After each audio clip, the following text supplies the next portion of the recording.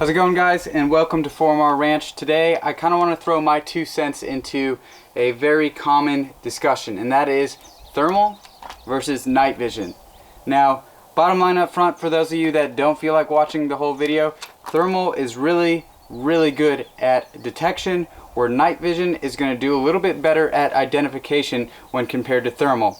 A common stigma is that thermal is automatically better because of the higher price tag. It's really not comparing apples to apples when you say thermal is better than night vision. And I'm going to kind of get into some examples, show you some test footage that I acquired of the same animals in the same conditions with these two optics. These optics are ATN's latest and greatest on both sides of the coin, so it's kind of a one-to-one comparison, although we're not going to be talking about any other brands since that's not the sample that I have in front of me. Although they look extremely similar, they're actually quite different. Thermal optics use radiation to acquire the image. Now, obviously, animals and living things give off more heat than their ambient surroundings. That's why it's an excellent choice for hunting. And when scanning a field, it's a no-brainer. You will see the living things. Hands down, they pop out at you. Now, night vision uses ambient lighting to gather an image for the user. Now, we're not really going to get into the debate of analog versus digital night vision. This is a digital night vision scope. Therefore, this is more often than not going to be paired with an infrared illuminator to greatly extend the range that this can detect targets.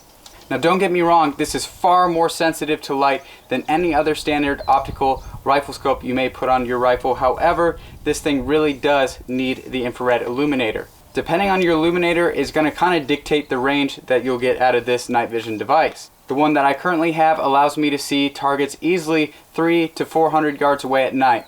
And in my opinion, guys, 300 to 400 yards of range, depending on the conditions at hand, is a lot more than what's needed for nighttime. Obviously, you'd like to be able to detect things super far away, and that's kind of where thermal shines. But as far as actually engaging a target at night, safety kind of comes into play, and this device will definitely do it for you.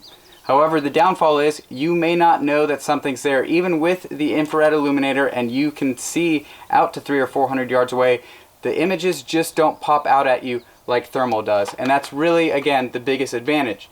Now, we've talked about all these advantages of thermal. However, there is one distinct disadvantage to thermal, and that is being able to identify what you're aiming at. There's many situations that you may find yourself in with the thermal optic that, yes, you see something is glowing, but you just don't know what it is. And that is especially true at range. You'll see something's there, but you're going to have to move in closer to the immediate area in order to identify what it is. Where night vision, you're going to be able to be further away and still be able to identify that just because the increased resolution that's retained due to the technology at hand versus thermal. But again, you're not going to know that something's there nearly as easily as you would with thermal. So like I said in the beginning, guys, bottom line up front, thermal is definitely your go-to for detection, where night vision is going to be much better at identification. And it really comes down to you to determine what is more important to you. In a perfect world, if you can have one of each, that's going to be honestly ideal. And I don't necessarily mean one of each rifle scopes. You could pair a night vision monocular or a thermal monocular with a rifle scope of the opposite technology. And I know there's several companies that make products that kind of assist you with that. For example, ATN, since we're discussing ATN, does have both thermal and night vision binoculars, which again would be a perfect pair with a rifle scope of the opposite technology to kind of give you the best of both worlds without having to carry around 2 rifle setups. Now, of course, if you go hunting with a partner, then you're set, and that's actually my preferred setup. Typically, when I go out on a hog hunt, I will have a night vision scope or a thermal scope, and my partner will have the other, and we kind of work together to detect things and then identify and make sure it's safe to shoot at what we're shooting at. I really would like to talk about my personal experiences when comparing night vision versus thermal for real world, real user applications. Night vision is definitely a lot more affected by ambient air conditions than thermal. Again, because it's actually using a visible spectrum of light, more or less. Any kind of humidity, fog, smoke, dust, or dirt blowing around in the air is going to greatly limit your range because, again, you really depend on the infrared illuminator in order to get you that range.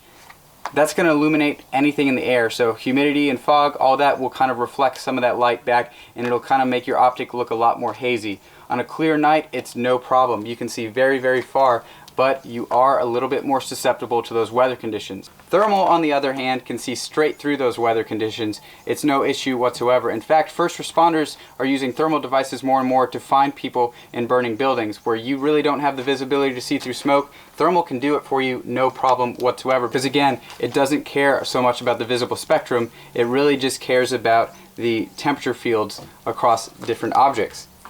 And of course, one of the biggest things is the cost. So now thermal is typically about 3 times more than your average night vision device. It can definitely go up a lot more than 3 times more.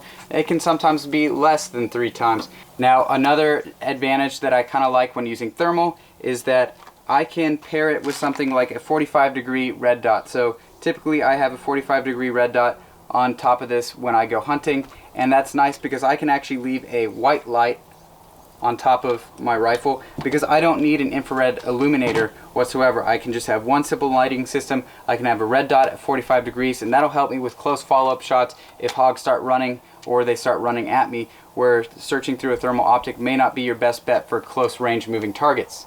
Now if I wanted to have a 45-degree red dot with my night vision for my hunting, and again this is just my personal preference, just trying to give you some insight, but moving forward I would have to have a white light on top of this as well as the infrared illuminator, because it's really not going to do me very good if I can't see the target, because the infrared illuminator is only visible through your night vision device, and you would need the white light in order to see what you're tracking through that 45-degree red dot. Again, typically when hogs come running towards you or running faster than you can track them through the night vision device. That's just my personal preference, to have some kind of backup optic like that, and it's just something to consider, that when using night vision you're going to have a little bit more that you got to deal with than with thermal. So in summary, thermal definitely has some major advantages. Here's one more situation that I'd really like to point out, and that is me waiting for hogs to come to the feeder.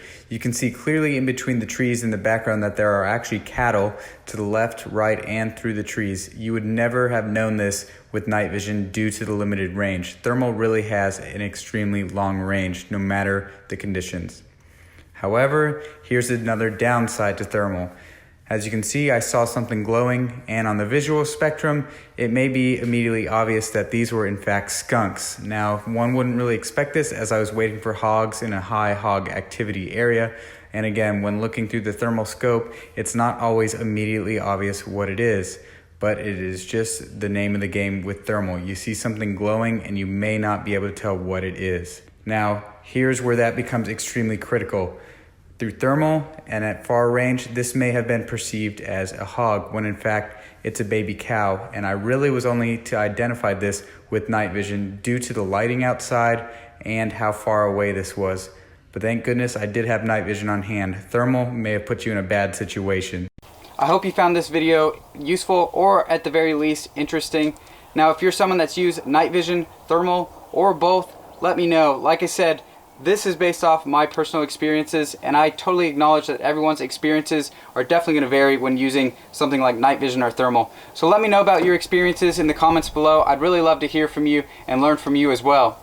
And if you haven't already, consider subscribing, because I'll definitely post some more videos relating to night vision and thermal. But I just wanted to throw my initial 2 cents into the cause, because like I said, this is definitely a very, very talked about debate. As always, I'd like to thank you for taking the time to stop by 4MR Ranch, and have a good one.